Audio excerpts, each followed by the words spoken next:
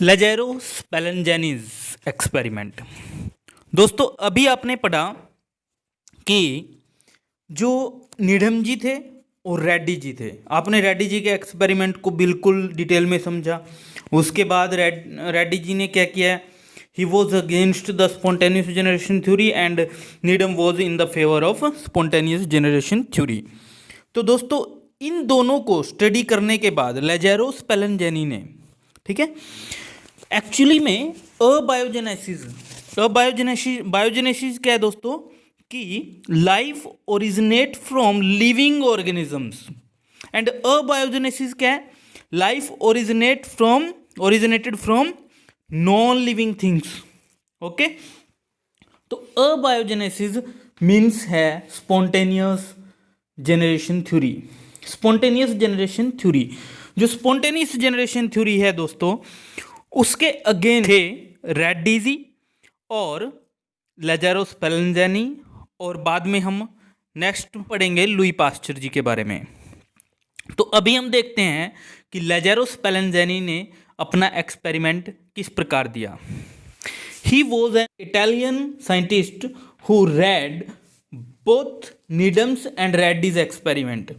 इन्होंने डिटेल में ऑब्जर्व किया नीडम्स और रेड्डी के एक्सपेरिमेंट को। उसके बाद इन्होंने अपना एक एक्सपेरिमेंट पेश किया, but he did support to Reddy.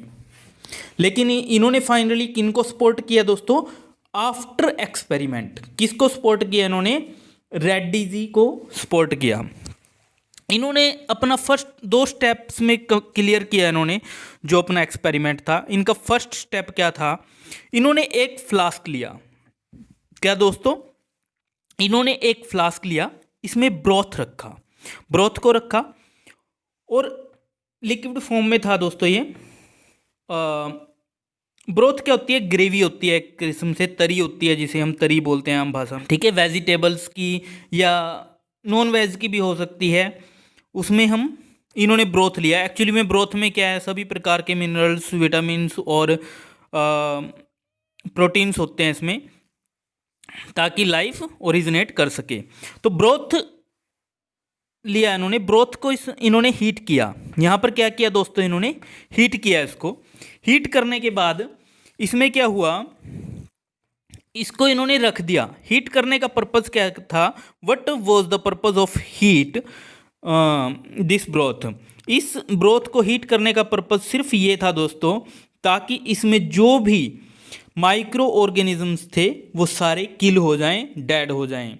तो इन्होंने ऐसा किया। इसके बाद इन्होंने इसे कूल कर दिया, इसके बाद इसको ठंडा कर दिया, और ठंडा करने के बाद फ्लास्क को ओपन छोड़ दिया इन द ओपन एयर। और उसके बाद क्या देखा इन्होंने, फ्लास्क में कुछ समय बाद ग्रोथ ऑफ माइक्रो ऑर्गेनिजम्स, यहाँ पर छोटे छोटे माइक्रो ऑर्गेनिज्म की ग्रोथ पाई गई। यानी कि यह दर्शाता है कि जब हमने यहाँ नॉन लिविंग बना दिया चीज़ को, ठीक है दोस्तों, यहाँ पर नॉन लिविंग बना दिया ब्रोथ को, ब्रोथ में किसी प्रकार की लाइफ नहीं रही, क्योंकि हीट करने के बाद यहाँ पर माइक्रो ऑर्गेनिज्म किल हो गए। इसके बाद हमने ओपन छोड़ दिया।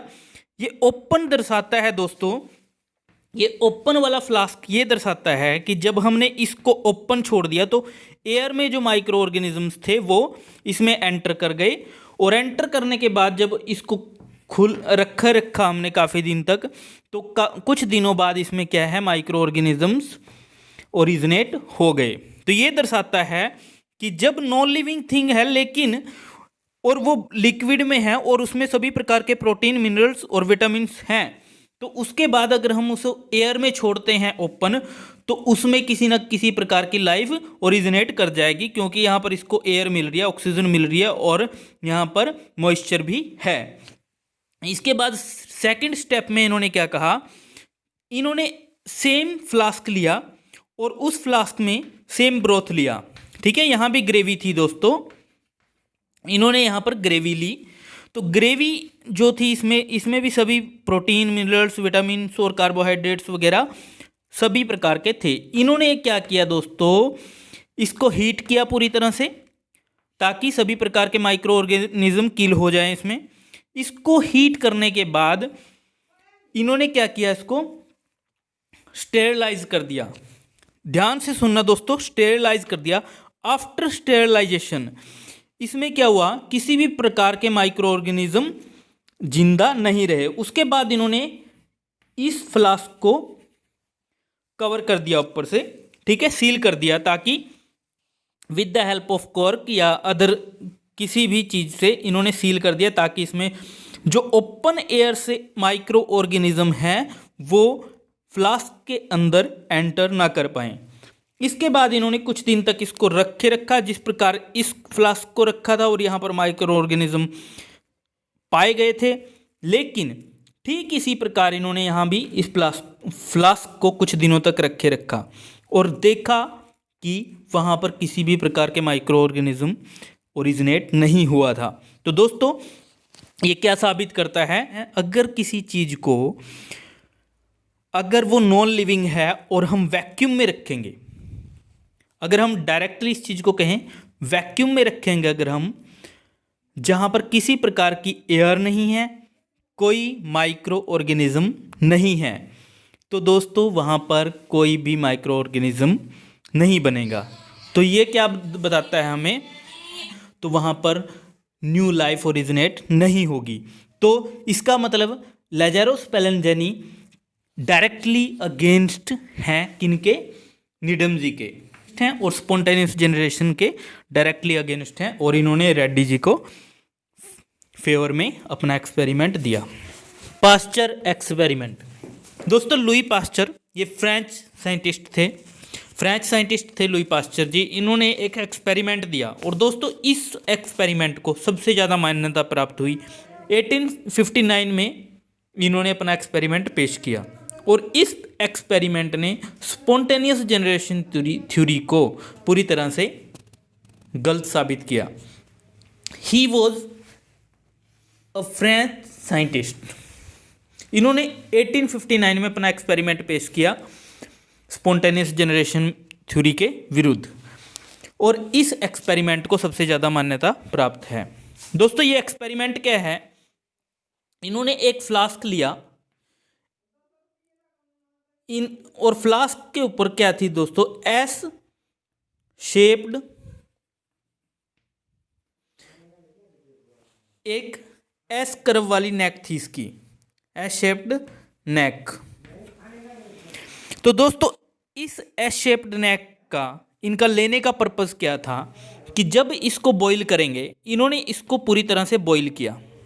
ठीक है दोस्तों, जो भी इसमें ग्रेवी थी, यहाँ पर मैं बताऊंगा इस ग्रेवी में क्या था। एक्चुअली में इस ग्रेवी में क्या था दोस्तों, यीस्ट थी प्लस अदर माइक्रो न्यूट्रिएंट्स थे।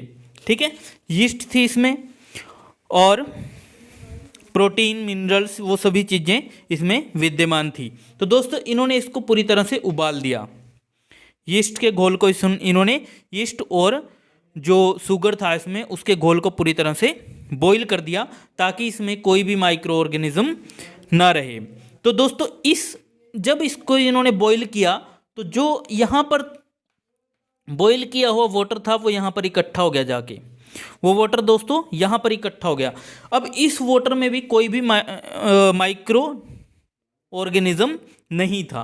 तो दोस्तों जो भी बाहर से माइक्रो ऑर्गेनिज्म आए वो यहीं तक रहे, यानी कि माइक्रो ऑर्गेनिज्म यहाँ पर नहीं जा पाए, माइक्रो ऑर्गेनिज्म फ्लास्क के अंदर नहीं जा पाए। तो इन्होंने देखा कि यहाँ पर जो ये नॉन लिविंग थिंग बची थी, तो इसमें भी क्या हुआ, broth remains free from micro organism. और यहाँ पर भी क्या पाया गया कुछ दिनों बाद कि जो यहाँ पर ब्रोथ थी, ग्रेवी थी या तरी थी या यीस्ट और शर्करा का घोल था, इसमें किसी भी प्रकार के माइक्रो ऑर्गेनिज्म नहीं पाया गया। Broth remains free from micro organisms. तो दोस्तों यहाँ तक ये सिद्ध कर देते हैं कि अगर नॉन लिविंग थिंग है और बाहर से किसी प्रकार का भी लिविंग ऑर्गेनिज्म इसमें एंटर नहीं करता, तो यहाँ पर किसी भी प्रकार का माइक्रो ऑर्गेनिज्म ओरिजिनेट नहीं होगा।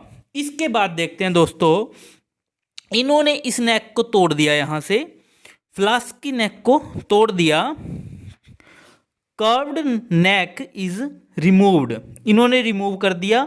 तो इन्होंने देखा जो भी यहाँ पर ये यीस्ट और शक्करा का घोल था, यीस्ट और शुगर का घोल था, इन्होंने क्या देखा, इस घोल को नेक तोड़ने के बाद कुछ दिनों बाद रखा, ठीक है। और इसमें इन्होंने क्या पाया, आफ्टर रिमूविंग द नेक, इन्होंने यहाँ पर पाया कि यहाँ पर माइक्रो ऑर्गेनिज्म पैदा हो गए। तो दोस्तों जो लुई पास्चर जी का एक्सपेरिमेंट था स्पॉन्टेनियस जनरेशन थ्योरी के विरुद्ध, उसको सबसे ज़्यादा मान्यता प्राप्त है। आप रियलाइज़ करेंगे कि इन्होंने किस प्रकार कितने अच्छे तरीके से पूरी तरह से शो कर दिया कि नॉन लिविंग थिंग्स से लिविंग थिंग्स नहीं ओरिजिनेट हो सकती। जो लिविंग थिंग्स हैं दोस्तों वो सिर्फ लिविंग सेल से ही ओरिजिनेट कर सकती हैं, नॉन लिविंग से नहीं। ठीक है दोस्तों, इनके ऊपर हम क्वेश्चन करेंगे, अच्छे अच्छे क्वेश्चन लेके आऊँगा अगली वीडियो में। तो दोस्तों मुझे विश्वास है कि आपको जो भी स्पॉन्टेनियस जनरेशन थ्योरी थी इसके अगेंस्ट और इसके फेवर में जो भी एक्सपेरिमेंट थे पूरी तरह से समझा चुके होंगे। मुझे नहीं लगता दोस्तों ये 2 वीडियो देखने के बाद आपको लगे कि आपको समझना आए, अगर स्पॉन्टेनियस जनरेशन थ्योरी आपको पूरी तरह से विश्वास हो चुका होगा कि आपको ये दोनों क्लियर हो चुके हैं। धन्यवाद दोस्तों, मेरी वीडियो को लाइक करना, सब्सक्राइब करना और शेयर करना बिल्कुल मत भूलना। थैंक यू दोस्तों।